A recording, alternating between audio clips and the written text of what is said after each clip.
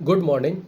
मैं Rajiv Dubey, department of history, intermediate, Jamshedpur cooperative college, Jamshedpur. इसके पहले हम लोगों ने देखा कला एवं स्थापत्य के संदर्भ में जो यूरोप में आधुनिक युग का प्रवेश हुआ या पुनर्जागरण का काल शुरू हुआ, तो कई चीज़ें उसमें बदली, कई चीज़ों में परिवर्तन हुआ। सांस्कृतिक रूप से, सामाजिक रूप से कई परंपराओं में परिवर्तन हुआ, बदलाव हुआ। तो उसी संदर्भ में जब बदलाव हुआ तो बहुत सारी चीज़ों में बदलाव हुआ।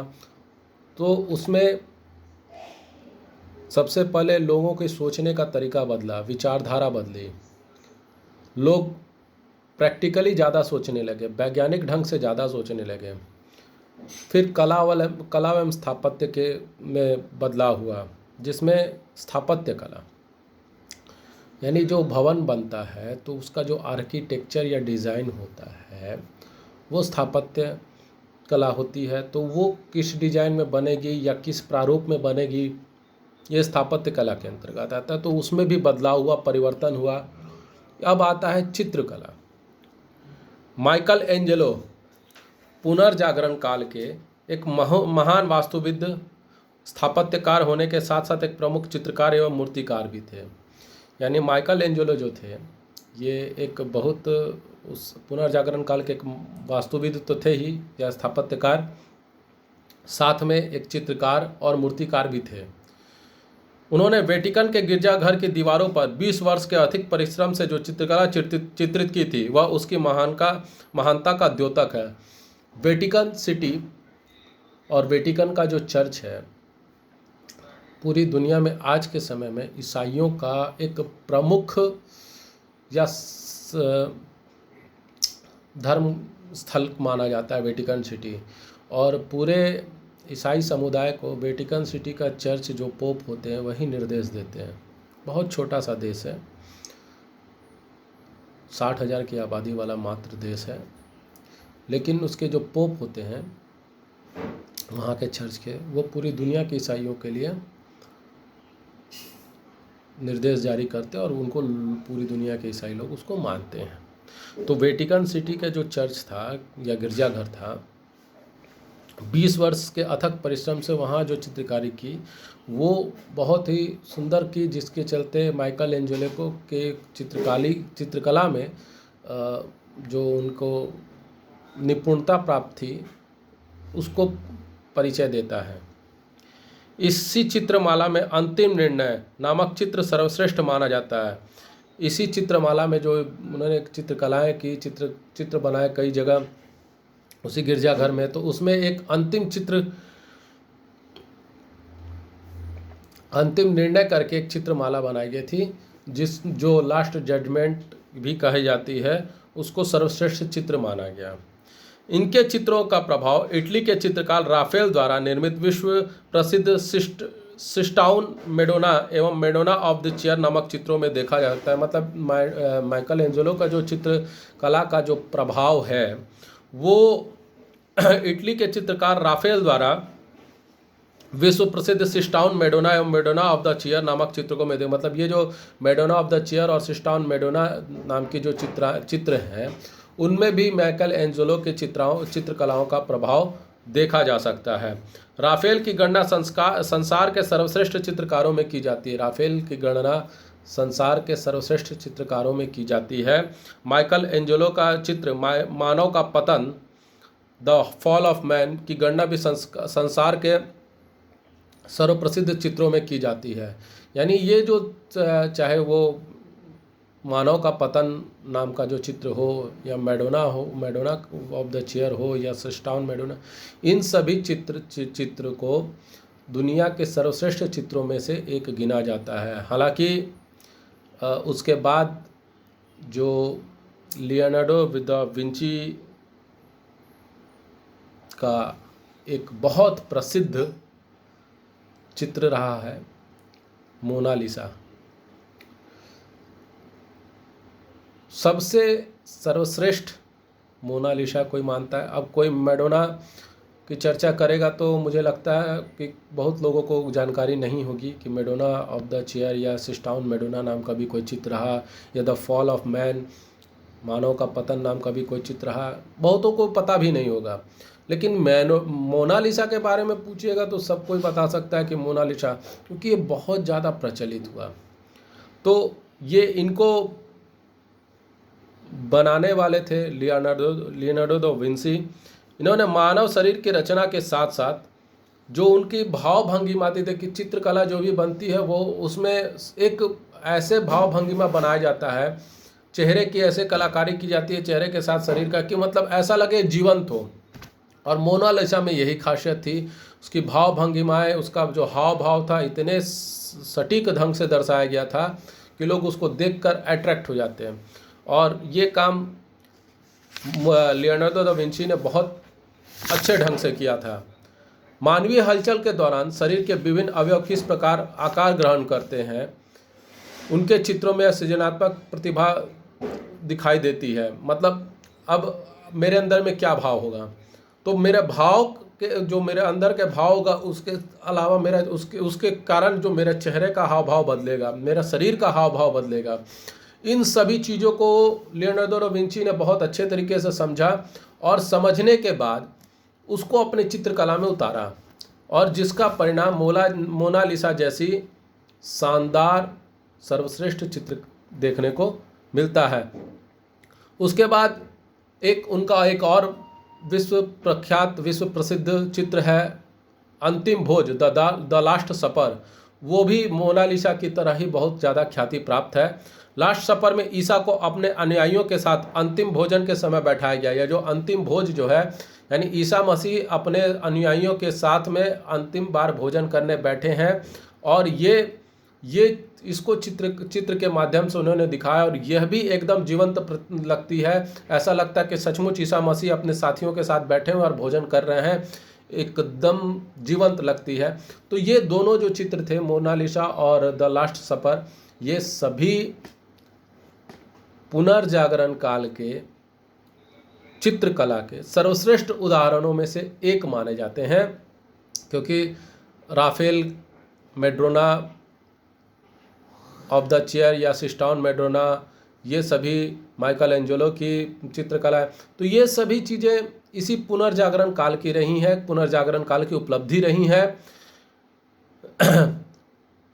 तो पुनर्जागरण युग में इटली के जिएतो को चित्रकला का जन्मदाता कहा जाता है। यानी ये सब तो थे ही, लेकिन इटली के जिएतो को चित्रकला का जन्मदाता भी कहा जाता है, जिसने परंपरागत बाइजेंटाइन शैली से हटकर मानव एवं प्रकृति को चित्रकला की विषय वस्तु बनाया। और मतलब शुरुआत जो की जिएतो ने की, और जिएतो ने चूँकि बाइजेंटाइन शैली में था, देवी देवता और इन सब चीज़ों का बनाना, लेकिन या पौराणिक कहानियों को के आधार पर चित्र बनाना, वो सब बाइजेंटाइन शैली में गिनी जाती हैं। तो उससे हट करके जिएतो ने मानव और प्रकृति को चित्रकला की विषय वस्तु बनाया। तो जब उन्होंने मानव या प्रकृति को जब विषय वस्तु बनाया चित्रकला की, तो उसी चीज़ों को फॉलो करते हुए, उसी चीज़ों का अनुसरण करते हुए Leonardo da Vinci, Michael Angelo, Rafale ने उसी क्रम को आगे बढ़ाया, उसी परंपरा को आगे बढ़ाया जो जिएतो ने शुरू किया, मानव और प्रकृति के ऊपर में चित्रकारी करना।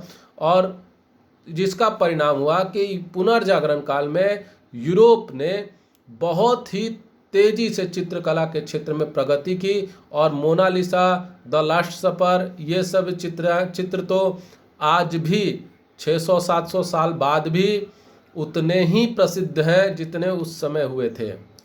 तो ये उपलब्धि मानी जाएगी पुनर्जागरण काल में यूरोपियन को, खासकर इटली और रोम के आसपास के क्षेत्रों के, कि ऐसे ऐसे चित्रकार और ऐसे ऐसे कलाएं देखने को मिली। इसके बाद आता है मूर्ति कला। इटली में पुनर्जागरण कालीन मूर्ति कला का प्रवर्तक दोनोनेल्लो था, जिसने तत्कालीन बच्चों एवं पुरुषों की अद्वितीय मूर्तियां बनाई। यानी जो पुनर्जागरण काल में जो मूर्ति कला, यानी मूर्ति बनाने की कला, अभी तक हम लोग चित्रकला को देख रहे थे कि चित्र कैसे बनाया जाता है, और कौन कौन उसमें प्रसिद्ध हुए। अब आया मूर्ति कला, मूर्तियों को भी बनाने की कला, जो तो मूर्तियां भी अगर आप उसको बना रहे हो और उसमें हर तरह की भाव भंगिमा को अगर आप उसमें देख रहे हो तो वह भी एकदम जीवंत प्रतिमा या मूर्ति लगती है।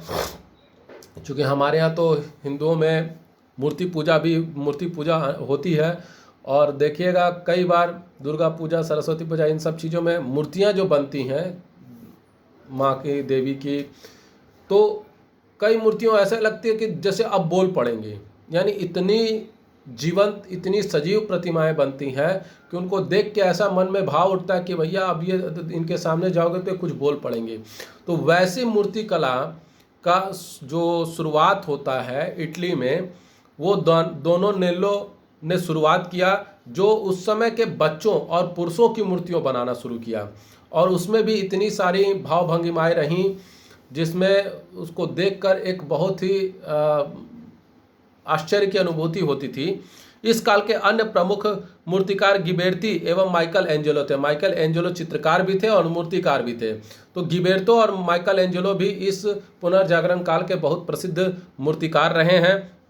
मध्य युग में मुख्यतः ईसाई संतों की मूर्तियां बनाई जाती थी। मध्य युग में जो था वो मुख्यतः ईसाई संत जो थे उन लोगों की ही मूर्तियां बनाई जाती थी। लेकिन और धार्मिक और स्थापत्य में कला में धार्मिक विषयों का ही चिंतन होता था, चित्रण किया जाता था। जो धार्मिक विषय होते थे स्थापत्य कला में, भवनों वगैरह में, उसी विषयों का चित्रण होता था। चित्रकला की ही तरह शरीर रचना के ज्ञान एवं सौंदर्य के नए मानदंडों ने मूर्ति कला को भी प्रभावित किया। जब चित्रकला में मानव शरीर, मानव रचना, भाव भंगिमा, इन सबको महत्व देना शुरू किया गया तो इसका प्रभाव मूर्ति कला पर भी पड़ा। क्योंकि अभी तक पौराणिक और साधु संत, ईसाई संतों की ही मूर्तियाँ बन रही थी, लेकिन जब मानव और प्रकृति के बारे में सोचा जाने लगा और उसके बारे में चिंतन किया जाएगा, खासकर जब मानव शरीर की हर एक एक्टिविटी और उसका प्रभाव मानव के हाव भाव पर कैसे पड़ेगा, जब इसके बारे में विचार किया जाने लगा तो उसका प्रभाव जो है मूर्ति कला पर भी पड़ा और मूर्ति कला भी उसमें और डेवलप होना शुरू हुई। इटली की मूर्ति कला ने कालांतर में अन्य यूरोपीय देशों की मूर्ति कला को भी प्रभावित किया। क्योंकि ये शुरुआत इटली से हुई, पुनर्जागरण की शुरुआत इटली से हुई थी, तो शुरुआत यहाँ इटली से हुई मूर्ति कला को डेवलप करने की, और इसका प्रभाव आने वाले समय में पूरे यूरोप में हुआ और पूरे यूरोप की मूर्ति कला को इसने प्रभावित किया। इंग्लैंड में हेनरी सप्तम व फ्रांस में फ्रांसिस प्रथम ने अपने अपने देशों में इटली के मूर्तिकारों को आमंत्रित कर मूर्ति कला को विशेष प्रोत्साहन एवं संरक्षण दिया। यानी उस समय इंग्लैंड के राजा हेनरी सप्तम थे और फ्रांस के राजा फ्रांसिस प्रथम थे। उन्होंने इटली के मूर्तिकारों को अपने अपने देशों में आमंत्रित किया और मूर्ति कला को विशेष प्रोत्साहन दिया, स्पेशल प्रोटेक्शन दिया, स्पेशल सपोर्ट किया और संरक्षण दिया। और इस प्रकार संपूर्ण यूरोप में मूर्ति कला की नवीन शैली का प्रचार हुआ। जो नवीन शैली दोनों नेल्लो ने शुरू की, उस मूर्ति कला का एक नए तरीके से पूरे यूरोप में प्रचार प्रसार हुआ और इसका शुरुआत इटली ने की। और ये जो नवीन शैली थी इसको धीरे धीरे पूरे यूरोप में फैलाया गया। स्पेन में इसाबेला और सम्राट फर्डिनेंड की समाधियों में मूर्ति कला की यह नवीन विकसित शैली देखी जा सकती है। जो इसका पूरे यूरोप में जो फैला उसका एक छोटा सा उदाहरण, स्पेन में इसाबेला और सम्राट फर्डिनेंड, इनकी समाधियों में यह मूर्ति कला के जो नवीन कला शैली है इसका प्रभाव देखने को मिल सकता है, यह विकसित शैली देखने को मिलेगी। तो आज हम लोग इतना ही देखते हैं। हम लोगों ने मूर्ति कला, चित्रकला के संदर्भ में देखा कि पुनर्जागरण काल में किस तरह चित्रकला और मूर्ति कला डेवलप हुई, चित्रकला में किस तरह विकास किया। जो लियोनार्डो दा विंची का द लास्ट सपर या अंतिम भोज, और या मोनालिसा की चित्र, या राफेल का मैडोना सिस्टाउन मैडोना या मैडोना ऑफ द चेयर, तो ये सभी जो है पुनर्जागरण काल की चित्रकला में उपलब्धि रही कि किस तरह उन लोगों ने चित्रकला को बढ़ावा दिया, किस तरह ये लोग चित्र है।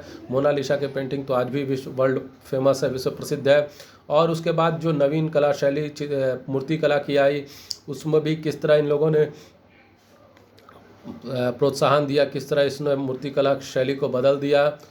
तो आज हम लोग इतना ही देखेंगे। आपको ये वीडियो कैसा लगा, लाइक करें, कमेंट करें, शेयर करें, ज़्यादा से ज़्यादा मात्रा में सब्सक्राइब करें। फिर से लॉकडाउन बढ़ा है झारखंड में, 27 तारीख तक हो गया है। स्वास्थ्य सुरक्षा सप्ताह के नाम से ये चल रहा है और हम लोग जिस तरह से संयम बरत रहे हैं, सरकार जिस तरह से कड़ाई से पालन कर रही है, इस स्वास्थ्य सुरक्षा सप्ताह का सकारात्मक प्रभाव देखने को मिल रहा है। पॉजिटिविटी रेट घट रहा है, रिकवरी रेट बढ़ रहा है। आज तो कल की जो अखबारों में आज आया है 500 से भी कम मरीज मिले हैं। पिछले 28 दिनों में पहली बार ऐसा हुआ है कि 500 से कम पॉजिटिव मरीज देखने को मिले हैं और रिकवरी रेट में लगभग 832 के आसपास में लोग ठीक होकर निकले हैं। यानी कि रिकवरी रेट भी बहुत अच्छा हो रहा है और पॉजिटिव रेट भी घट रहा है। हम लोगों को ऐसे ही संयम बरतने की ज़रूरत है और जिस तरह से हम लोगों ने अभी तक संयम दिखाया है, यकीन मानिए हम लोग कोरोना से जंग जीतने के लिए प्रतिदिन एक कदम आगे बढ़ रहे हैं और प्रभाव ऐसा है कि हम लोग जंग जीत रहे हैं।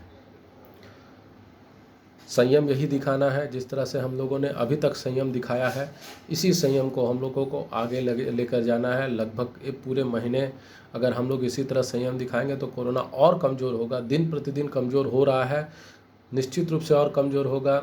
और आज से 18 साल, कल से 18 साल के लोगों को ऊपर के लोगों को वैक्सीनेशन भी शुरू होने वाली है।